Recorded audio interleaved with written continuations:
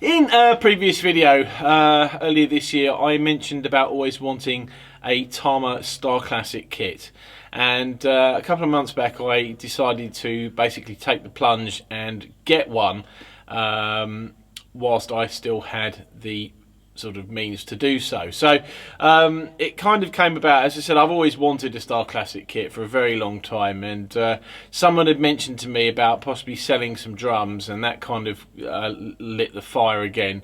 And whilst I didn't end up getting any drums from that particular person, I did sort of come home after meeting with them and start looking into the Starclassic again. And what I found was that I kind of thought I wanted something other than maple, because basically I've got maple kits anyway.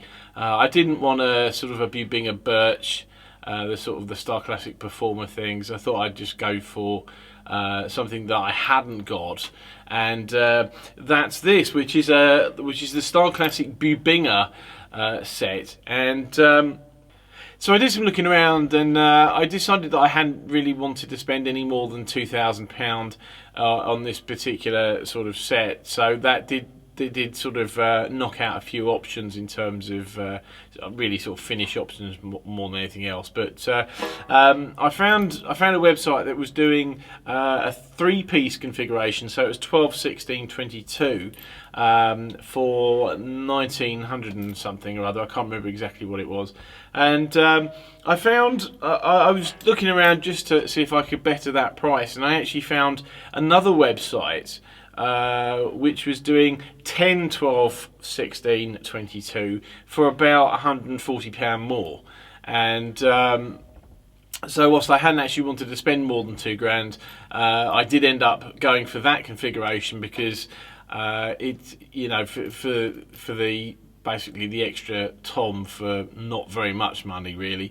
I think once you're going past a certain amount, especially on a credit card, you know, if it's £2,000, if it's 2,1, the extra £100 isn't really going to make a whole big difference in the scheme of things. You're still in debt, so you know, why not? But this kit, as I said, it's I'm not actually sure of the depths on these ones. I want to say 10 by 9. The 12 by, I think it's 12 by 10 is up there. 16 floor, 22 18-inch kick drum.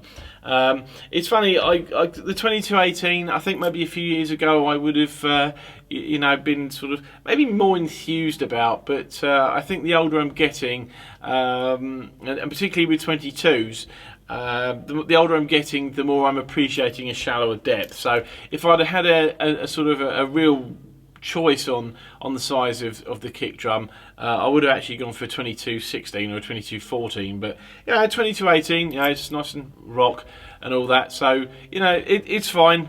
I am still tweaking the sound. I'm still learning this particular bass drum, so I'm gonna record it as is, and but it is a work in progress. The drum's actually shipped with clear Evans G2s on the tops of the toms and clear G1s on the bottom. They've been a little, I suppose these have been sort of fairly reasonably played now over the last couple of months that I've had the kit set up. I did have the 12 set up for a while, and I just I had the 10 set up, then I went to the 12 because I wanted a bit of a change, and now I've gone back to the 10, and I can't for the life of me remember why. But you know, they're both the mounted toms sound really full, and I'm really pleased about that. The floor tom is great as well. I think with just the one overhead mic over there, because it's fractionally more under the mic and a little higher, it pronounces a little bit more than the floor tom does. But you know, obviously you could even that out with close miking. At the moment I've only got set up with basically two mics on the kick drum, one inside, one outside, the overhead and the snare.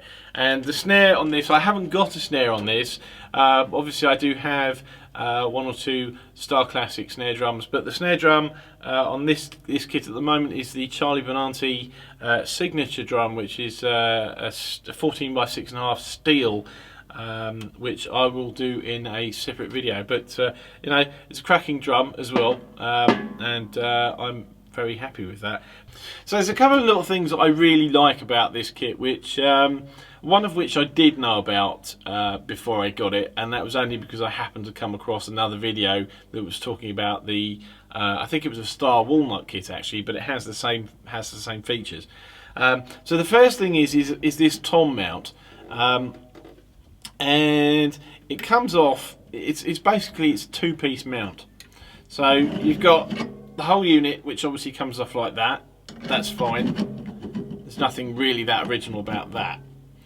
But the cool thing that I liked, which only really comes into play if you are more of a gigging drummer, is that you can leave the bottom part of that in place, and you just basically clip that off, and that comes off. And I quite like that. I've not come across that before. That's not to say other people don't do it, but I've not come across that before, so I quite like that. And also something which you won't be able to see particularly, it'll be a little bit difficult to do to get it in the video just because of space issues, but is that the floor tom legs wobble. Yeah, the legs basically have a little bit of give in them. That's what this does, and I'm not quite sure how they've achieved it, but the legs have a little bit of give in them, which means that they're not too stiff, they're not too rigid, and I'm sure it probably does help with the resonance as well somewhere. But so I quite like that. The other thing which is new to me, because I haven't had a Tama kit before, is the Starcast mounting system, and I love the simplicity of this mounting system. This is basically taken on, or put on and taken off with these rubber screws, and basically it just pulls off in a few seconds. So you've got 3 screws to undo, and the whole thing comes away. And you know, it's very simple. I'm not saying other people don't do it. It's obviously a very similar take on the rims mount idea, which has been around for a long time.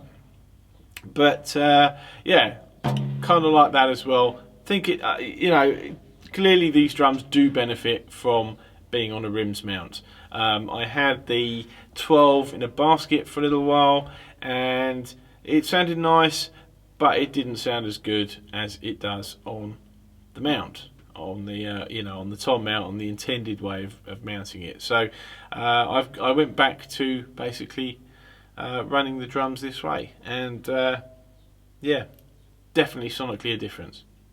Anyway, that's kind of this kit. That's kind of the story on this kit. Said it ended up being a little bit more money than I was hoping to spend, but I think the investment of the extra tom was kind of worth it. So no, anyway, this is what it sounds like, and I'll do some close-ups. So thank you for watching. See you next video.